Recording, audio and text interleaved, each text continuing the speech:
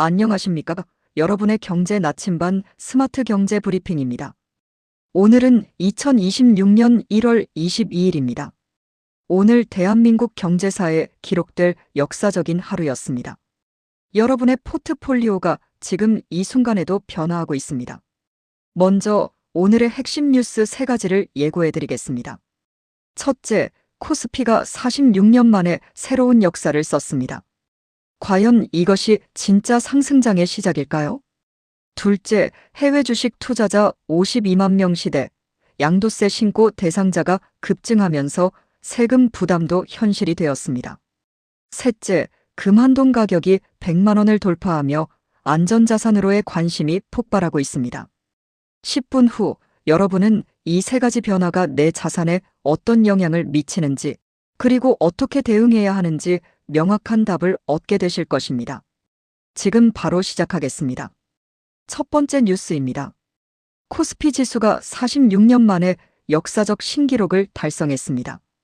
오늘 장중 코스피는 사상 최고치를 경신하며 종가 기준으로도 전일 대비 2.8% 상승으로 마감했습니다. 1980년 현재의 산출 방식이 도입된 이후 가장 높은 수치입니다. 주목할 점은 외국인, 기관, 개인 투자자가 모두 순매수에 나섰다는 것입니다.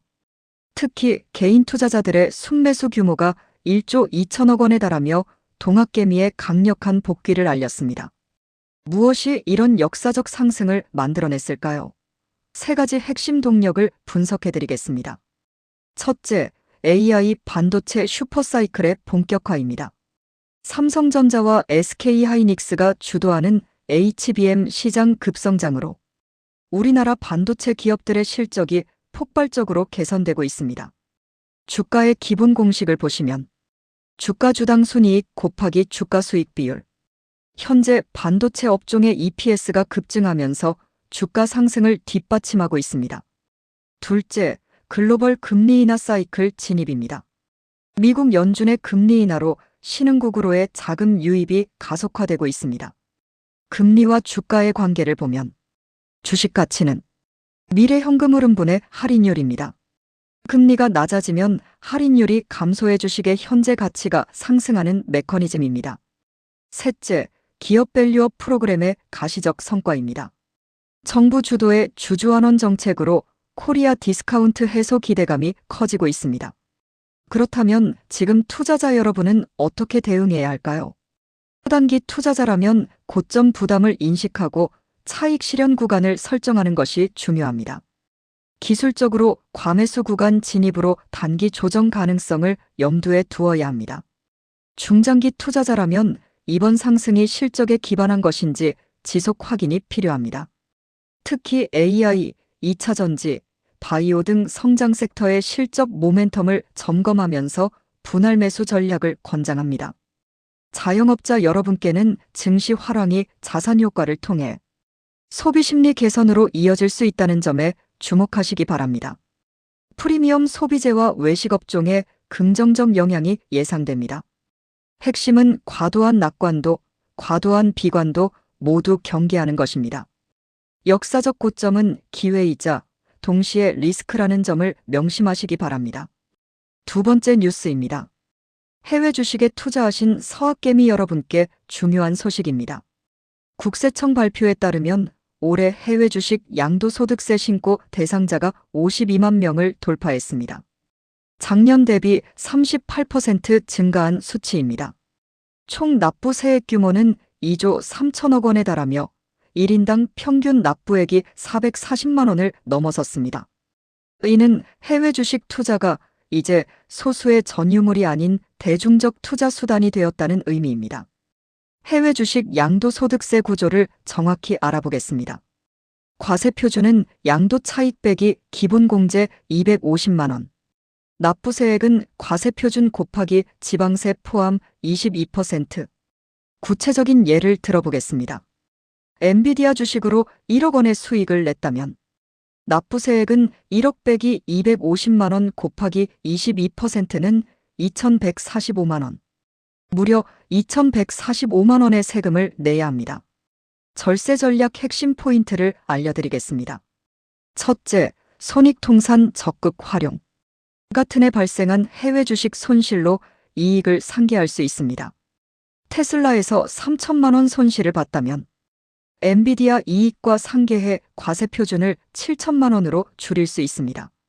둘째, 부부간 증여 활용. 배우자에게 연간 6억 원까지 증여세 없이 증여 가능하며 각자 250만 원씩 기본공제를 받아 총 500만 원 공제 효과를 얻을 수 있습니다. 셋째, 신고 기한 엄수.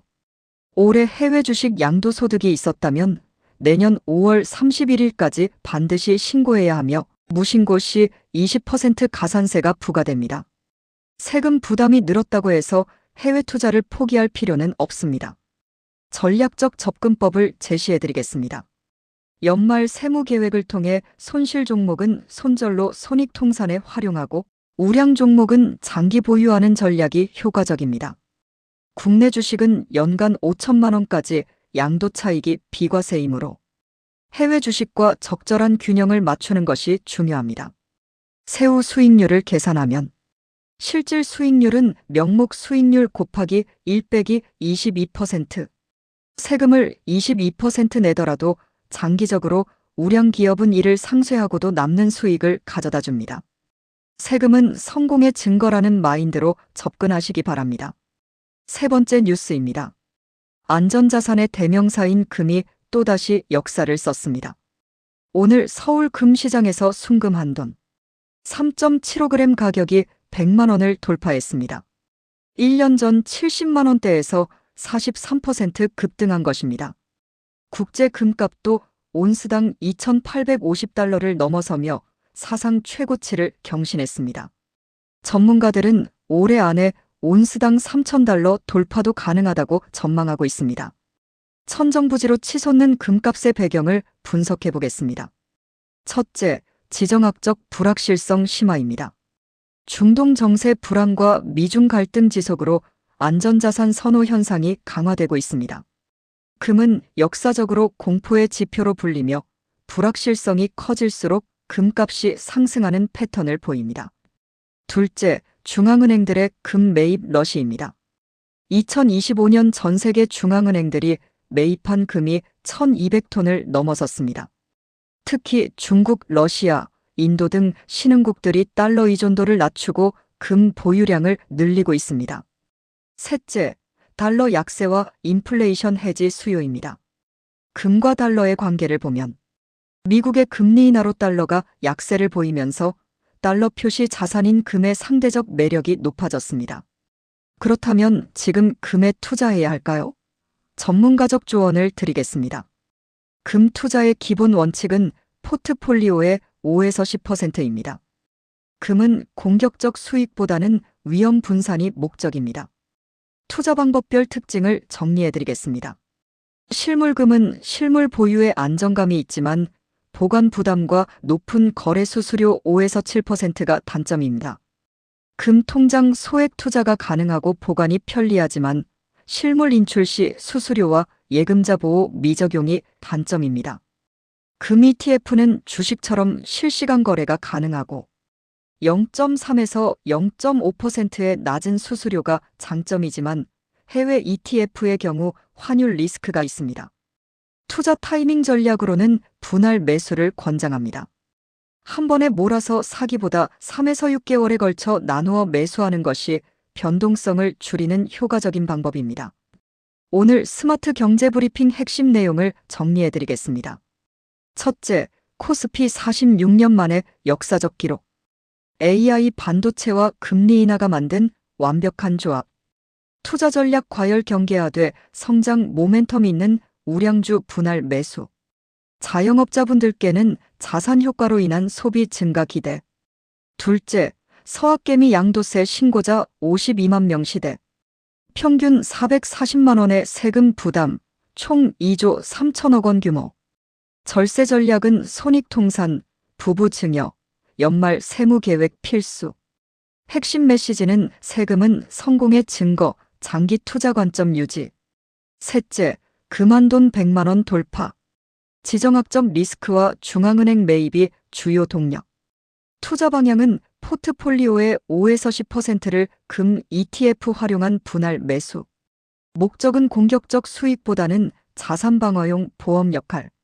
내일 주목 포인트는 미국 연준위원 발언과 국내 주요 기업 4분기 실적 발표가 시장 방향을 좌우할 전망입니다. 여러분, 변화하는 시장에서 기회를 잡는 것은 정보와 준비입니다. 오늘 브리핑이 여러분의 현명한 투자 결정에 도움이 되었기를 바랍니다.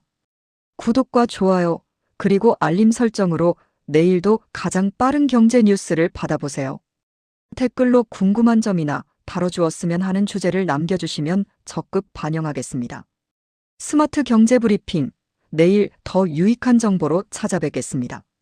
시청해주신 여러분, 감사합니다.